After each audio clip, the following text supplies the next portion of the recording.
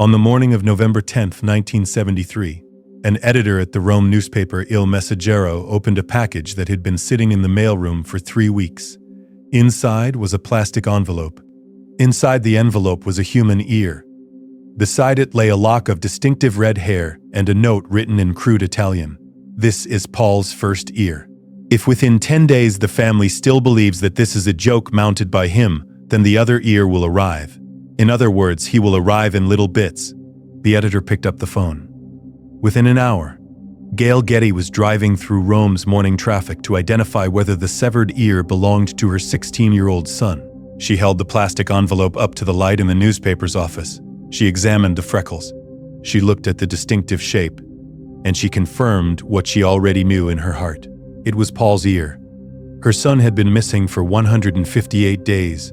The kidnappers had demanded $17 million, and the boy's grandfather, the richest man in the entire world, had refused to pay a single penny.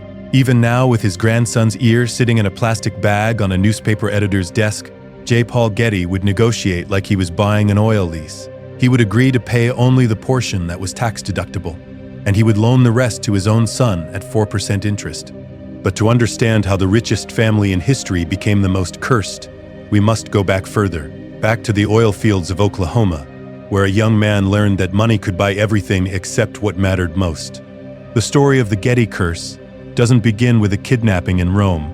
It begins with a payphone in an English mansion, installed by a billionaire who was too cheap to let his house guests make free phone calls. John Paul Getty was born in Minneapolis, Minnesota, on December 15, 1892. His father, George, was a lawyer who had struck oil in Oklahoma and become a millionaire. His mother, Sarah, was a devout Methodist who believed in hard work, modesty, and thrift. Young Paul had one sibling, a sister named Gertrude, who had died in a typhoid epidemic 2 years before he was born. He would grow up as an only child, raised with the constant reminder that wealth was no protection against loss. In 1903, when Paul was 10 years old, his father traveled to Bartlesville, Oklahoma, and purchased the mineral rights to 1,100 acres of land. The field produced 100,000 barrels per month. The Gettys became millionaires. They moved to Los Angeles. Paul attended the University of Southern California, then UC Berkeley, then Oxford University in England, where he studied economics and political science. He learned to speak French, German, and Italian fluently. Later, he would add Arabic to conduct business in the Middle East. He was educated, he was cultured, he was charming, and he had inherited his father's instinct for making money, combined with his mother's pathological fear of spending it. In 1914, George Getty gave his 21-year-old son $10,000 to invest in Oklahoma oil wells. Within 2 years, Paul had turned that stake into his first million. He was 23 years old, but something had broken inside the young man during those years in the oil fields. He had learned that everything could be reduced to a transaction, that trust was a liability, that the only thing you could count on was money, and even that had to be protected with paranoid vigilance. In 1916, father and son incorporated the Getty Oil Company, but Paul didn't settle down to run the family business. Instead, he took what he called a playboy period. For 2 years, from 1917 to 1919, he lived lavishly in Los Angeles, burning through money on parties and women. His father was disgusted. When George Getty died in 1930, he left an estate worth $10 million. Paul received only $500,000, just 5% of the total. His father didn't trust him with more. The rejection stung. But it also taught Paul a lesson he would never forget. Trust no one, not even family, especially not family. While other investors fled the stock market after the 1920 crash, Getty bought aggressively. He acquired Pacific Western Oil Corporation. He began accumulating shares of Mission Corporation, which controlled Tidewater Oil and Skelly Oil. In 1936, his mother convinced him to establish the Sarah C. Getty Trust, a tax shelter worth $3.3 million that would provide income to family members. It seemed like a generous gesture. But the trust would later become the centerpiece of a family war that would span decades. The deal that made Getty the richest man in the world came in 1948. He paid King Ibn Saud of Saudi Arabia $9.5 million in cash, guaranteed $1 million annually, plus 55 cents per barrel in royalties for a 60-year concession to oil rights in the neutral zone between Saudi Arabia and Kuwait. It was 2.5 times more than any other oil company was paying anywhere in the Middle East. Other executives thought Getty was insane. For 4 years, no oil appeared. Getty had bet everything on a desert that produced nothing but sand and silence. Then, in March of 1953, oil finally gushed from the ground. Production eventually reached 16 million barrels per year. Fortune magazine named him the wealthiest living American in 1957. By 1966, the Guinness Book of Records declared him the world's wealthiest private citizen, with a fortune of $1.2 billion. In today's money, that would be approximately $8.8 billion. But Getty's wealth continued to grow. At his death in 1976, he controlled approximately 200 businesses, including a 79% stake in Getty Oil, the Pierre Hotel in New York, and one of the world's largest fleets of oil tankers. His final net worth exceeded $6 billion, the equivalent of approximately $34 billion in today's currency. He was the richest man who had ever lived, and he was pathologically, obsessively, almost comically cheap. The most famous example of Getty's miserliness was the payphone. In 1959, Getty purchased Sutton Place, a 72-room Tudor mansion in Surrey, England, for £60,000. It was approximately half what the previous owner had paid. Sutton Place became the nerve center of his worldwide petroleum empire. Telex machines clattered day and night with reports from Wall Street and Middle Eastern oil fields. Getty installed his art collection in the grand rooms, a stunning array of Rubens, Rembrandt, and Gainsborough paintings worth millions. And in the hallway, he installed a coin-operated payphone for his house guests. He put a prominent sign above it that read, "Public Telephone." He also placed dial locks on all the regular phones in the house, limiting their use to authorized staff members only. Getty defended the practice in his autobiography. He claimed that all sorts of people had been picking up Sutton Place phones and placing calls to girlfriends in Geneva or Georgia, to aunts and uncles and third cousins twice removed in Caracas and Cape Town. The telephone bills, he said, had begun to soar. The payphone was removed after 18 months, but not before it became the most discussed detail of Getty's eccentricity. Visitors to Sutton Place reportedly showed more interest in seeing the famous payphone than in viewing his collection of old master paintings. His personal secretary claimed he hand-washed his own underwear rather than pay for laundering. He trimmed the frayed cuffs of his shirts instead of buying new ones. He reused stationery by writing responses in the margins rather than using fresh paper. When taking friends to a London dog show, he made them walk around the block for 10 minutes until 5 o'clock, when tickets dropped from 5 shillings to half price. He wore wrinkled suits and worn-out pants, deliberately appearing impoverished despite commanding a billion-dollar empire. Perhaps most damning was his treatment of his own dying son. When his fifth wife Teddy needed money for their 6-year-old son Timothy's brain tumor treatment in the 1950s, Getty scolded her for spending too freely on the child's medical care. Timothy went blind from the tumor. He died at age 12 in 1958. Getty was living in England at the time. He did not attend his own son's funeral. It was the first tragedy in what would become a pattern of death and suffering that would haunt the Getty family for 4 generations. Getty married 5 times. He produced 5 sons with 4 different women. Every single marriage ended in divorce. His first wife was Jeanette Dumont. They married in 1923 when Getty was 30 years old. She gave birth to George Franklin Getty II in July of 1924. George would grow up to become Getty Oil's chief operating officer and his father's heir apparent. Getty divorced Jeanette in 1926 after just 3 years of marriage. Before the divorce was even final, Getty eloped to Mexico with his second wife, Elaine Gladys Ashby, a 17-year-old Texas rancher's daughter. The marriage was technically bigamous since Getty was still legally married to Jeanette.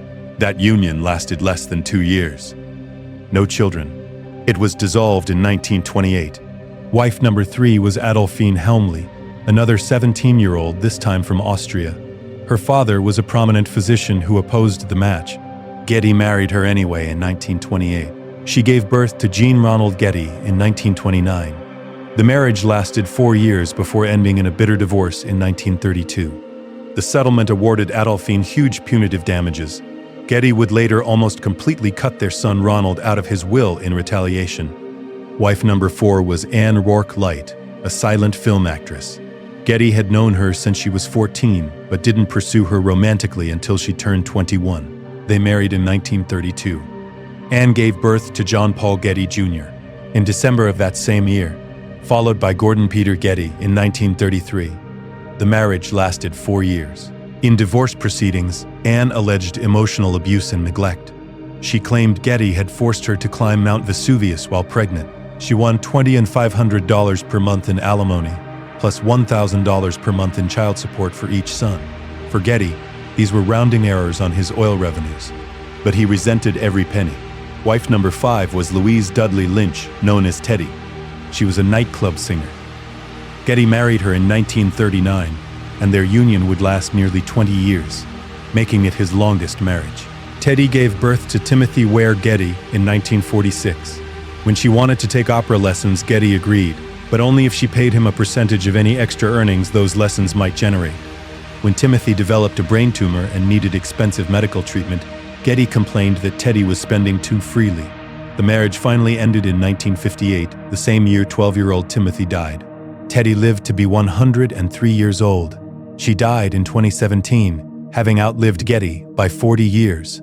At age 99, she published a memoir titled Alone Together, documenting her husband's emotional cruelty in excruciating detail. Getty himself acknowledged his failures. He once said, "I hate to be a failure. I hate and regret the failure of my marriages. I would gladly give all my millions for just one lasting marital success." He also quipped, "5 wives can't all be wrong." But Getty never changed. He never learned. He simply retreated further into his art collection, his business dealings, and his pathological need to control every penny of his vast fortune. His sons grew up essentially fatherless. George, the eldest, once said, "I probably haven't spent 6 weeks with Mr. Green. Getty, since I was 8 or 10, I meet him in hotel rooms or receive instructions by letter. Sometimes he says he is too busy to see me." George called himself vice president in charge of failure, while his father was president in charge of success. Getty didn't attend George's wedding. He rarely praised his son. He sent highly critical letters and frequently overrode George's decision, despite George serving as executive vice president and chief operating officer of Getty Oil. The relationship between father and son was so distant, so cold, that George addressed his own father as Mr. Getty. In June of 1973, just weeks before his nephew would be kidnapped in Rome, George Franklin Getty II locked himself in his bedroom after a bitter argument with his wife about his father. He drank heavily. He took pills, barbiturates, sedatives, and speed. Reports vary about what happened next. Some say he fired a shotgun into the air and threatened to kill everyone in the house. He stabbed himself with a barbecue fork, leaving a wound 1 inch deep in his chest. The family, worried about scandal, delayed taking him to a hospital. Instead of driving him to nearby UCLA Medical Center, they took him to a distant private hospital, adding 20 extra minutes to the journey. George died of a cerebral hemorrhage caused by the drug overdose. He was 48 years old. The Los Angeles County coroner ruled it a probable suicide. Paul Getty refused to accept this ruling. He hired an outside investigator who concluded the death was accidental. The family spokesperson claimed George had suffered a stroke and died of a cerebral hemorrhage, carefully omitting the pills, the alcohol, the self-inflicted stab wound.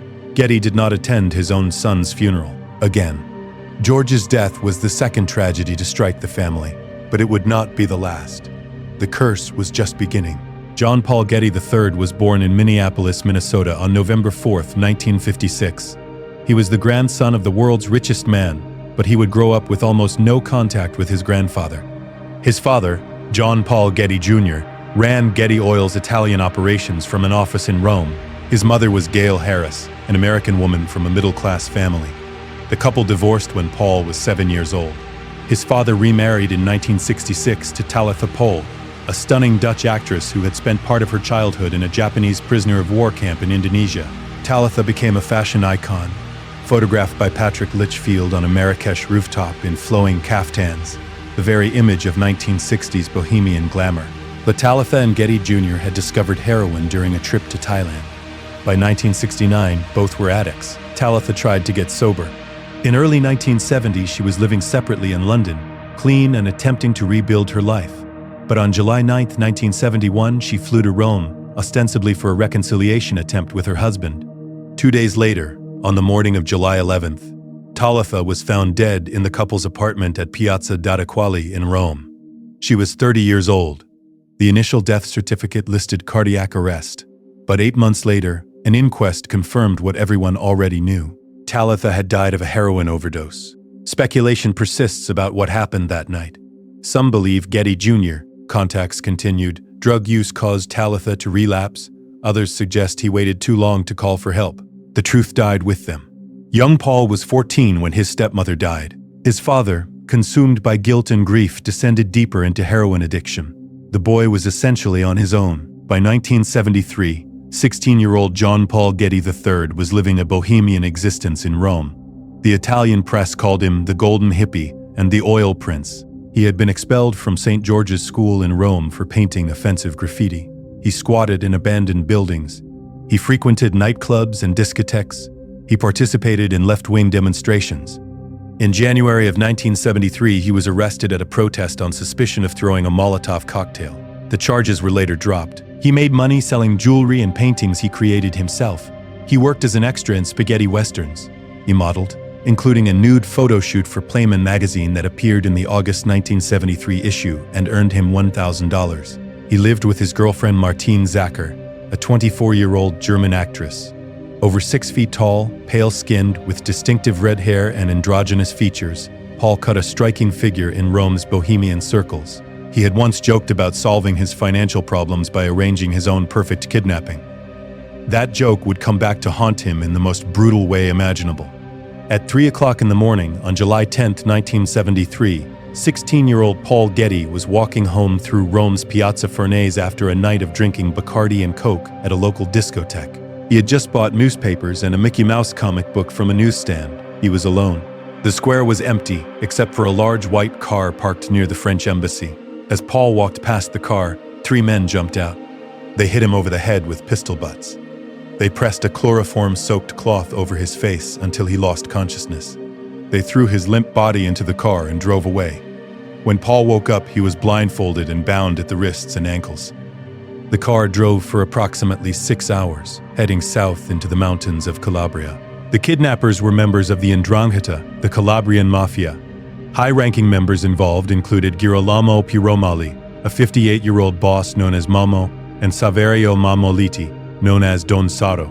Paul would later estimate there were 7 to 9 different guards during his captivity. They included a carpenter, a hospital orderly, a former prisoner, and an olive oil dealer. They always wore full woolen masks, even in the summer heat. 2 days after the kidnapping, Paul's mother, Gail Harris, received an anonymous phone call demanding $17 million. 10 billion Italian lira? A letter followed containing Paul's first communication. Dear Mummy, since Monday I have fallen into the hands of kidnappers. Don't let me be killed. Make sure that the police do not interfere. You must absolutely not take this as a joke. When Gail told the kidnappers she had no money, they replied, get it from London. They meant Jay, Paul Getty and John Paul Getty Jr., both living in England at the time. Gail called her former father-in-law. She explained that their grandson had been kidnapped.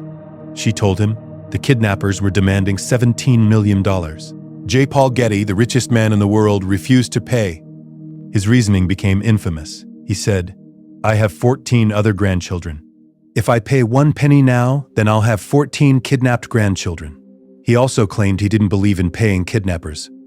That acceding to the demands of criminals merely guaranteed the continuing increase and spread of lawlessness and violence. Many people suspected the kidnapping was a hoax. Paul had joked about arranging his own perfect kidnapping.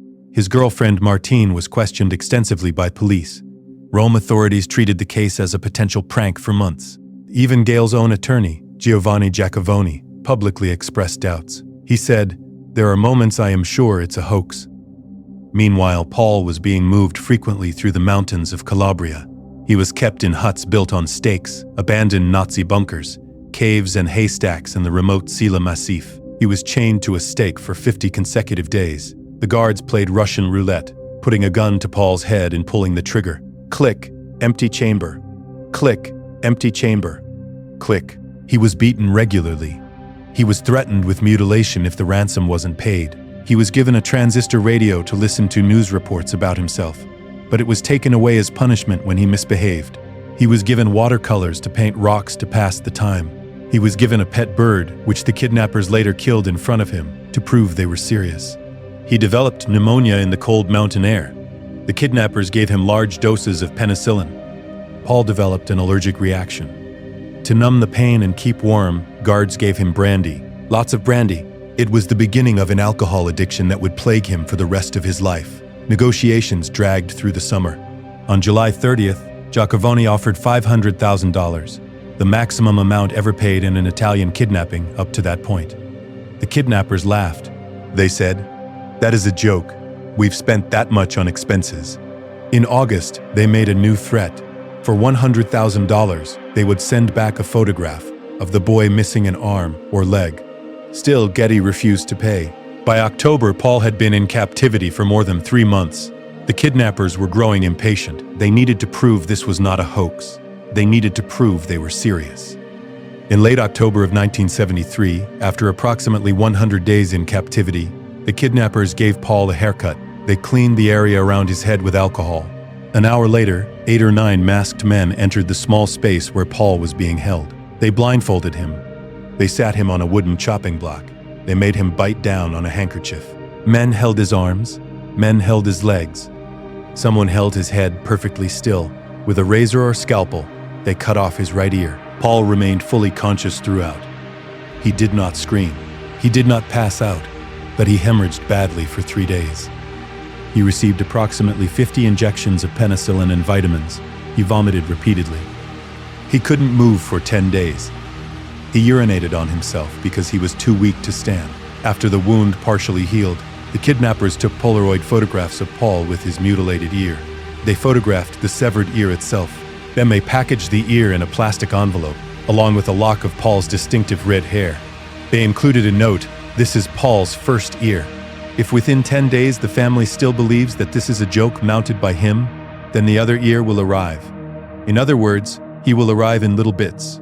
The ransom demand was reduced to $3.2 million. The package was mailed from near Naples in late October. Then it sat in a postal facility for 3 weeks because of an Italian postal strike.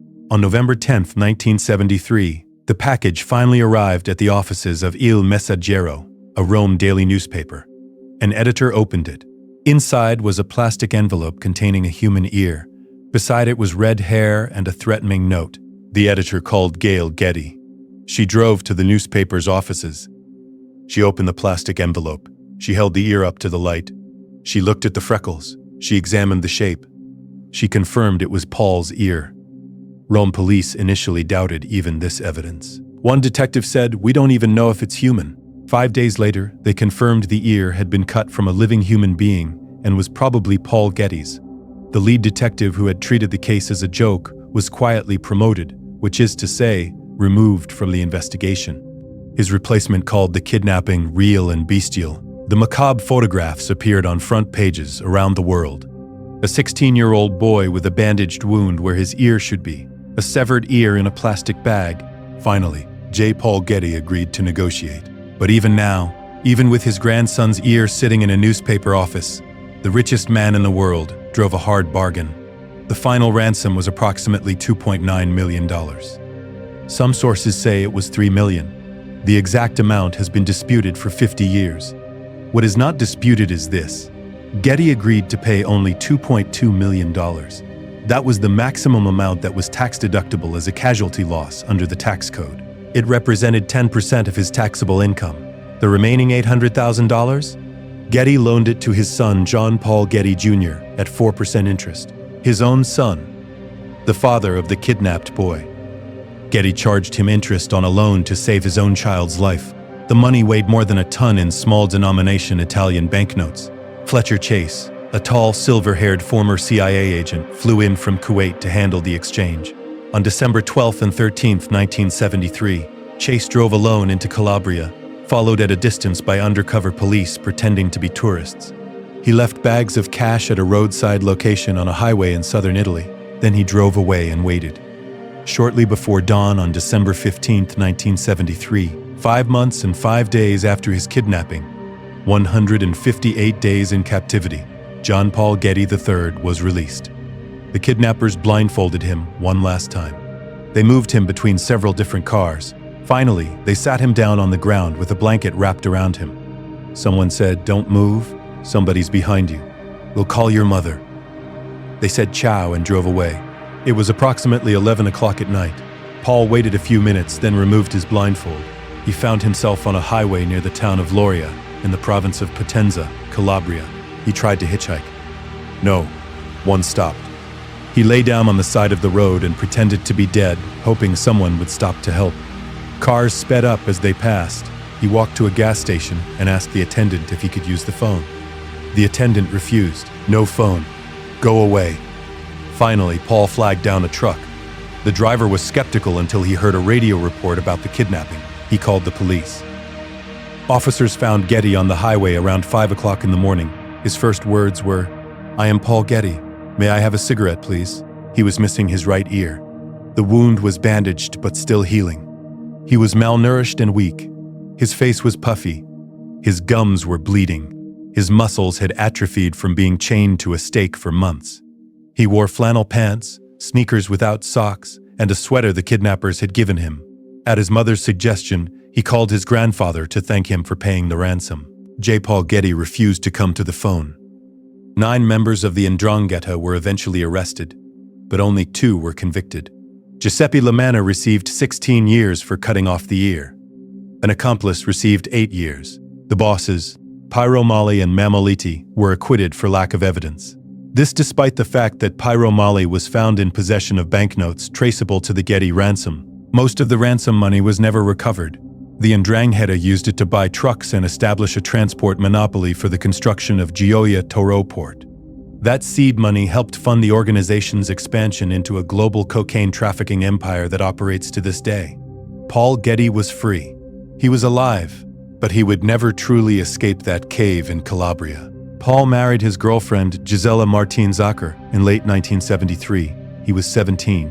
She was already 4 months pregnant. Their son, Balthazar Getty, was born on January 22, 1975. The family moved to New York, where they associated with Andy Warhol's art crowd. Paul tried to build a normal life, but the trauma of the kidnapping haunted him. He drank heavily. The brandy the kidnappers had given him to keep warm had turned into a full-blown addiction. Then he discovered cocaine, then heroin. By 1981, Paul was 24 years old and spiraling out of control. In April of that year, he ingested a cocktail of Valium, methadone, and alcohol. The combination caused his liver to fail. His brain was deprived of oxygen. Paul suffered a massive stroke. When he finally regained consciousness, he discovered he was quadriplegic. He could not walk. He could not stand. He was nearly completely blind, and he could not speak. His only way to communicate was by screaming. He would require 24-hour care and a wheelchair for the rest of his life. His father, John Paul Getty Jr., was earning $20 million per year from the family trust at this time. Initially, he refused to pay for his own son's medical care. Paul's mother, Gail, had to sue for $25,000 to $28,000 per month to cover medical expenses. The judge who heard the case scolded Getty Jr., saying he should be ashamed of himself for spending far more money on court obligations than on living up to his moral duties. Ultimately, Paul's uncle, Gordon Getty, stepped in to pay his nephew's medical expenses. Paul and Gisela divorced in 1993. By 1987, he had regained enough autonomy to ski when strapped to a metal frame. But he never recovered meaningful function of his body. He spent 30 years as a prisoner in his own body. 30 years unable to walk, unable to see, unable to speak. That's longer than the 158 days he spent as a prisoner in Calabria. On February 5, 2011, John Paul Getty III died at age 54 at his father's former estate, Wormsley Park in Buckinghamshire, England. The kidnapping had destroyed his life. But it was just one tragedy in a pattern that seemed to follow the Getty family like a curse. Timothy Getty, son number 5, died of a brain tumor at age 12 in 1958. His father didn't attend the funeral.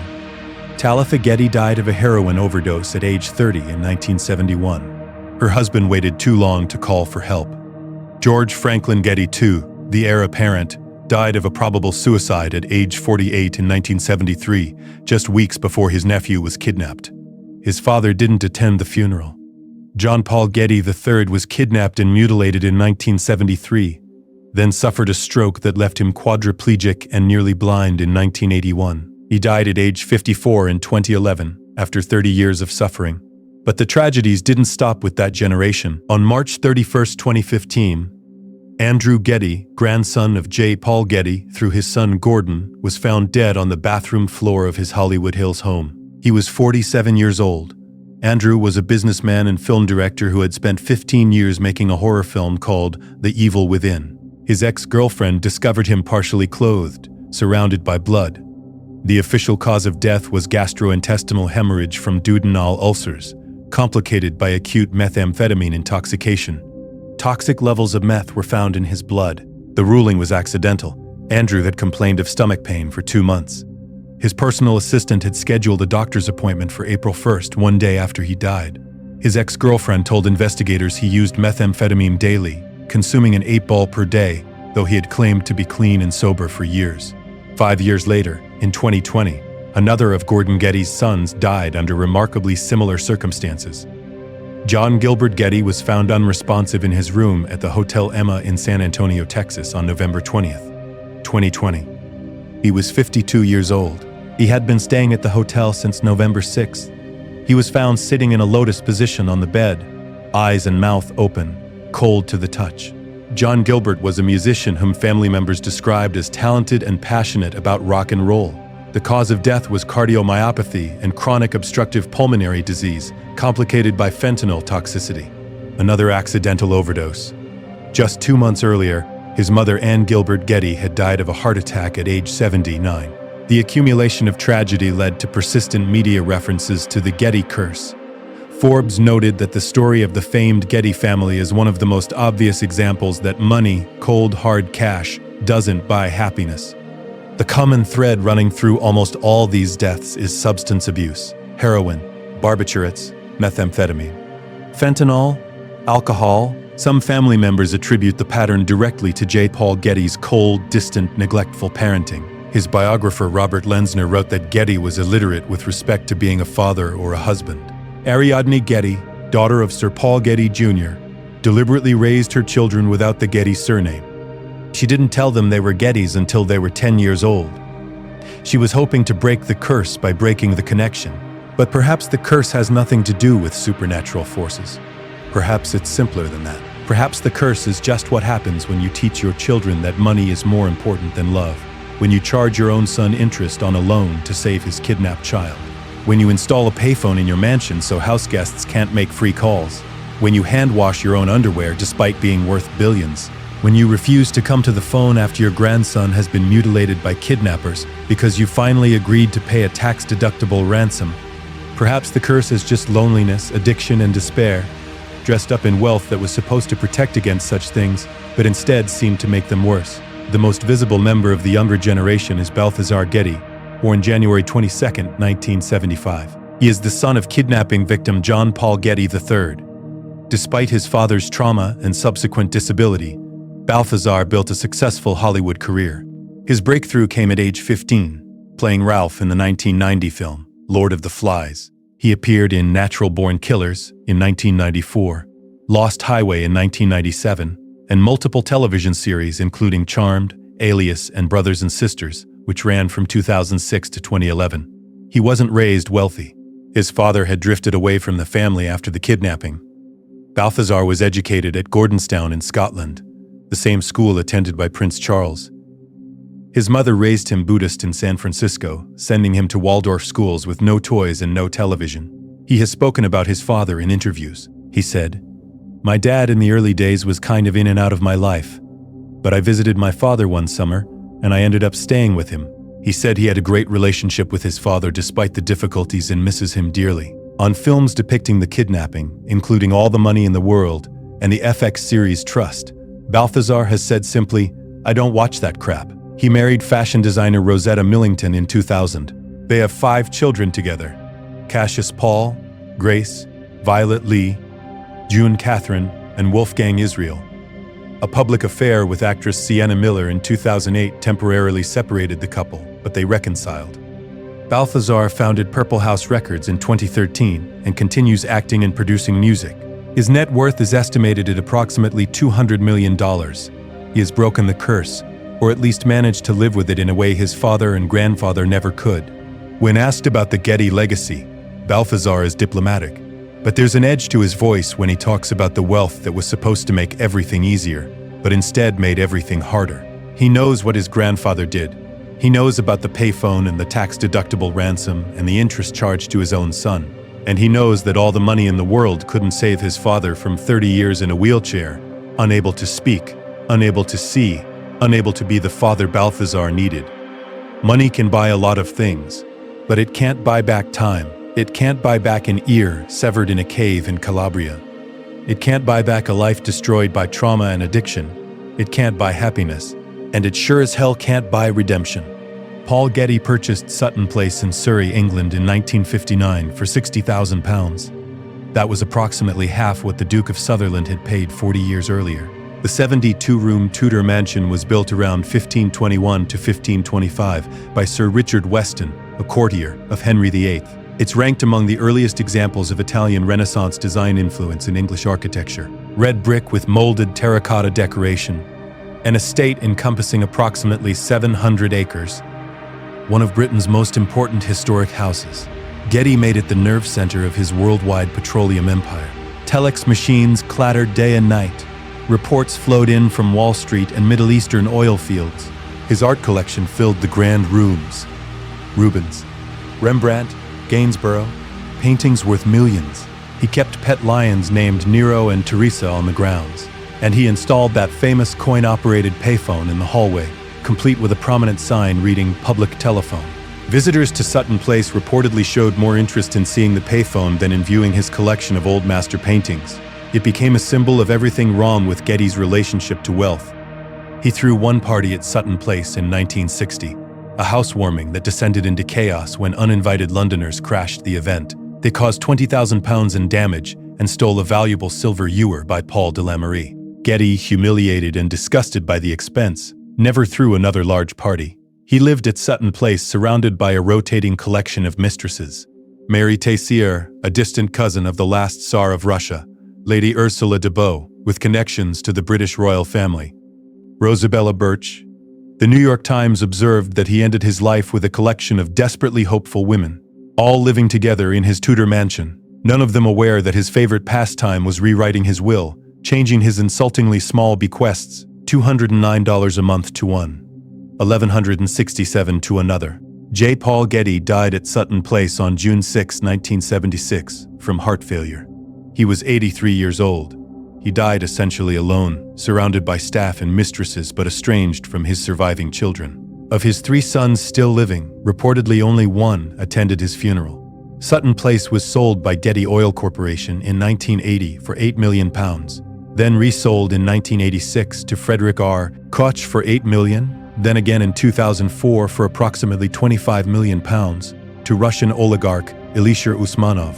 Following Russia's invasion of Ukraine in 2022, the British government seized Sutton Place under sanctions against Usmanov. As of 2025, it remains frozen. The current estimated value is approximately $40 million. Getty never returned to California after 1951. His business interests centered in the Middle East. He refused to fly after a harrowing experience in 1942. The length of time required to travel from Europe to California by ship and rail deterred him. He never set foot in the J. Paul Getty Museum as a public institution, though he approved all acquisitions until his death.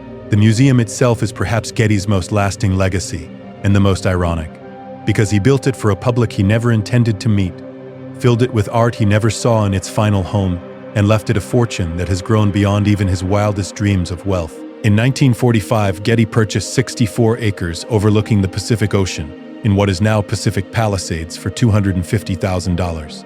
He initially opened a small gallery in a Spanish-style ranch house in 1954.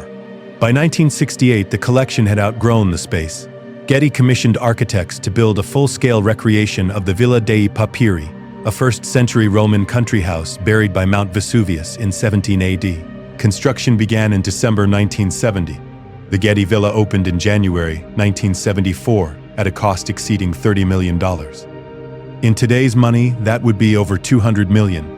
The main building features travertine marble, murals, mosaics, and colorful stone pavements. The outer peristyle is an exact proportional replica of the original villa, 308 feet by 105 feet, with a 220-foot reflecting pool surrounded by 220 columns. 4 themed gardens feature plants cultivated by ancient Romans: bay laurel, boxwood, oleander, date palms, pomegranate trees, olive trees, cypresses. Getty never visited the completed villa. He died 2 years after it opened, without ever setting foot in his own museum. He is buried on the property, overlooking the Pacific, in a gravesite closed to the public. 2 of his sons were later exhumed and reburied alongside him. The villa closed in 1997 for major renovation after the Getty Center opened in Brentwood. It reopened in January 2006 with additions including an entry pavilion, a 450-seat theater, conservation laboratories, and a 248-car parking garage. In January 2025, the Palisades fire burned 1,400 trees on the grounds, though no structures or artwork were damaged. The villa reopened in June 2025. Today, the Getty Villa houses $40 and 4,000 Greek, Roman, and Etruscan antiquities dating from 6,500 BC to 400 AD, with over 1,200 works on display in 27 galleries. Admission is free. Parking costs $25. The Getty Center, designed by Pritzker Prize-winning architect Richard Meyer, opened in December 1997. The $1.3 complex sits on a 24-acre campus, atop 110 hilltop acres in Brentwood, 900 feet above sea level. Construction took 13 years from announcement to completion. The 6 two-story buildings are clad in 1.2 million square feet of Italian travertine. 16,000 tons of stone, quarried from Bagni di Tivoli, 15 miles east of Rome. The complex receives 1.8 million visitors per year. A 2013 appraisal valued the land and buildings at $3.853 billion, excluding the art. The Getty Trust's initial bequest of approximately $660 million in Getty oil stock has grown beyond comprehension. Current assets are estimated at approximately $12.5 billion, making it the world's wealthiest art institution. J. Paul Getty left the bulk of his fortune to the museum. He left relatively little to his own family, the same family he had neglected and emotionally abused for decades. Even in death, he chose art over people, objects over relationships, a legacy of culture over a legacy of love. Perhaps that's the final irony of the Getty curse. The man who could buy anything couldn't figure out how to be a father, a husband, a grandfather. He built monuments that will stand for centuries, but he couldn't build a family that didn't destroy itself. Gordon Getty is now 91 years old. He remains the wealthiest family member with an estimated net worth of $5 to $5.5 billion. He's a classical music composer whose operas have been performed around the world. He manages his wealth through the Vallejo Investments family office and is a major investor in wineries, restaurants, and a ski resort in Napa Valley. In 1990, a scandal emerged. Gordon had maintained a secret second family, 3 daughters born out of wedlock with a woman named Cynthia Beck in Los Angeles. His wife Anne and their 4 legitimate sons had not known about the second family. The daughters came to light when they filed to change their surnames to Getty. It was another chapter in the family's long history of secrets, lies, and betrayals. Mark Getty, son of Sir Paul Getty Jr., co-founded Getty Images in 1995. The visual media company was sold in 2008 for $2.4 billion. Mark remains chairman, with the company generating over $900 million in annual revenues.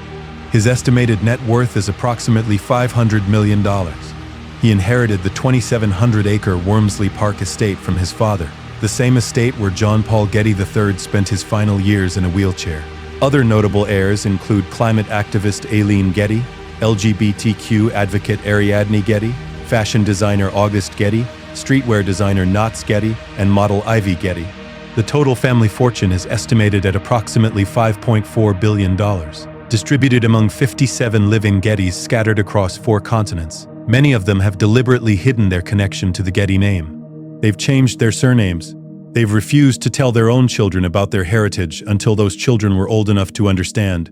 They're trying to break the curse by breaking the connection, by pretending they're not Gettys at all. But the curse isn't in the name. It's in the legacy of a man who valued money more than people, control more than connection, tax deductions more than his own grandson's life. You can change your name. You can donate your fortune to charity. You can build museums and fund foundations and try to buy redemption with the same money that destroyed your family in the first place. But you can't escape what happened. You can't undo the damage. You can't bring back Timothy or Talitha or George or Paul. You can't give Balthazar back the father he deserved.